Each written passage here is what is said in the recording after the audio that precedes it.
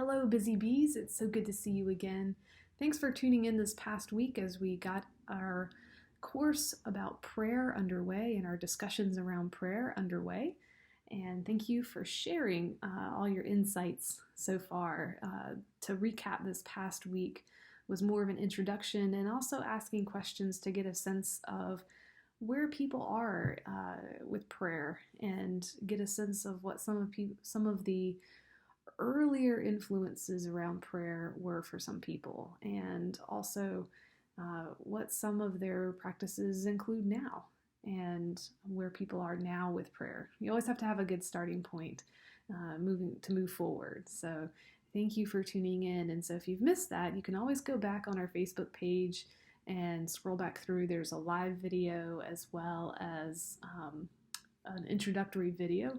And then you can also catch the introductory video on our regular webpage, thehiveapiary.com. So you can tune into those places and catch up if you are just now tuning in. And thank you for joining us. So today we're really getting into, again, continuing a little more with this theme of written prayers or prepared prayers, as well as extemporaneous prayers. And as we've said, that's prayers off the cuff. And we've gotten a bit of that last week as we looked at prayers that we learned growing up, or prayers that are near and dear to our hearts. And so we got into that a little bit, but then want to kind of grab hold of that theme and pull it forward into this week. And so looking at some of the patterns that written prayers can give us in our routines, in our daily routines, and in our lives as well. That oftentimes written prayers can be informative as to when we pray, as well as what we pray for as well. And so on the side of when we pray, there's certain written prayers that we've learned by heart that inform when we often pray. And so some very basic ones, you have table blessings and bedtime blessings or prayers. And then you get into this tradition as well of prayer throughout the day, especially in a monastic setting in monasteries and convents, and at certain times where you have what's often known as prayer of the hours. And so certain times throughout the day that people would stop and pray.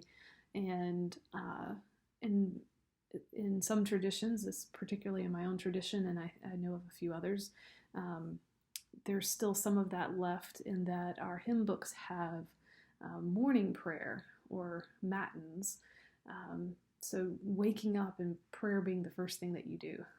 We have vespers, so evening prayer just as the sun has set, and then compline or night prayer, so prayer being the last thing you do before you go to bed. And so the timing of those prayers informs us of when we pray.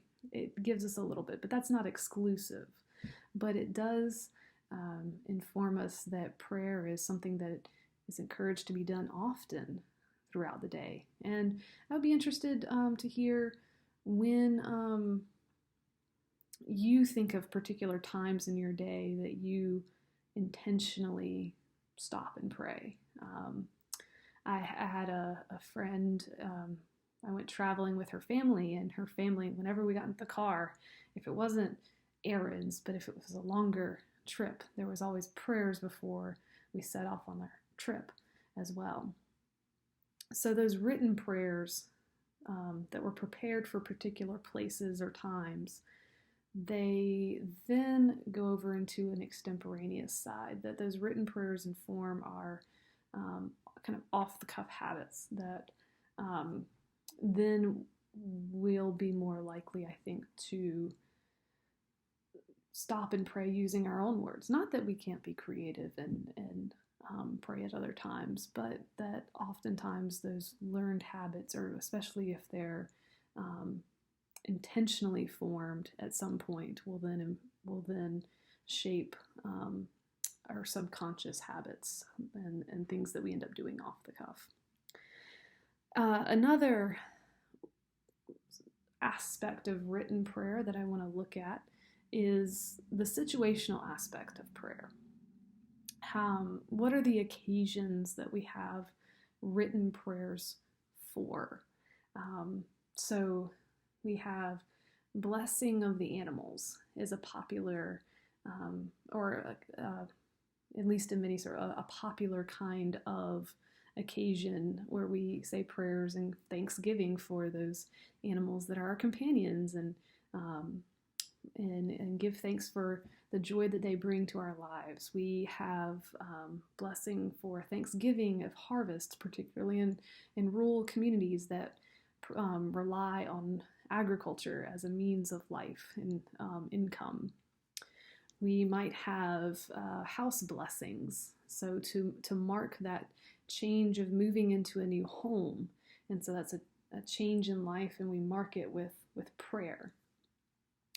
There are prayers to honor the anniversary of a baptism, so as to not forget that pivotal date in our lives. So different situational prayers. And then one of the things that impresses me is in different denominational prayer books that I've seen is just the span of prayers, just how many there are, and for situations that I had never even considered until I saw them printed on the page, and to think that someone sat down and thought of a prayer for dozens and dozens of different situations in, say, sickness and in health, or dozens of situations of different milestones in life, even to starting a new job, or going to an interview, or trying to determine a new career in life, or retirement, or when to retire. That those are even prayers that someone has thought of. So that even the span of prayers that you can find written out are a testament to the fact that there's always a time and a place to offer prayer. That there's not a particular time where you wouldn't. That there's always something to lift up a prayer for. And then just the fact that there are so many written prayers is a testament to the fact that we're not alone in the things we pray for. So a quick rundown, that is looking at how our written prayers can often revolve around time and time of day or season, reminding us that our prayers can come at any time and often, and they're always heard. And then just looking at how prayers are so broad in the situational aspect, that it reminds us in the prayers that we pray that anything that we think of that concerns us, that we wish to lift up in our own off-the-cuff prayers, that by all means, it is appropriate to lift up as well. And so as we look ahead this week, we'll be looking into some of our prayer routines and prayer habits. In particular, when are the times that we pray, and what are the things that we find ourselves praying for? And I'll be sharing more about the pattern of locally preparing prayers, locally preparing intercessions, and doing a little bit of a live insight on that as well. And hopefully lifting that up as an example that you can take hold of and maybe adapt for your own practice as well. So keep an eye out for this week. We'll have some questions to offer up, and a live Facebook session as well to tune into, and I'll be posting more information about that time as well. So keep an eye out, and thank you all for tuning in. Bye.